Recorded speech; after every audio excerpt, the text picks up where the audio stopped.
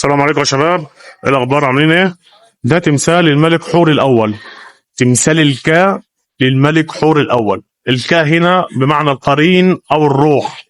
التمثال ده استخدم في الكا واللي هو لعودة الروح للجسد في حال تعفن الجثة او لهتكها او تعرض الجثة لاي تلفيات.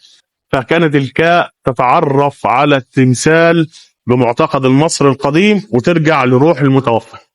ده التمثال الكاء اللي بيبقى موجود في السرداب في دفن المصاطب، وده اللي بيخص عودة الروح للجسد، واللي كانت الروح مجرد ما ترجع تاني في حالة حدوث أي شيء للجثمان فكانت تتعرف على التمثال ده في عقيدة المصري القديم وترجع الروح تاني للجثمان.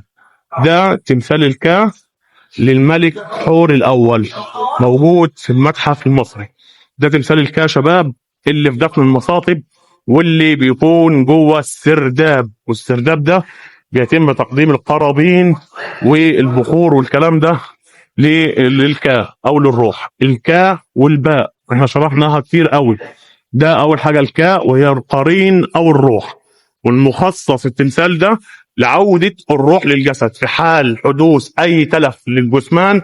فكان الروح تتعرف على الجثمان أو تتعرف على التمثال فترجع الروح للجسد. ده كانت عقيدة المصري القديم.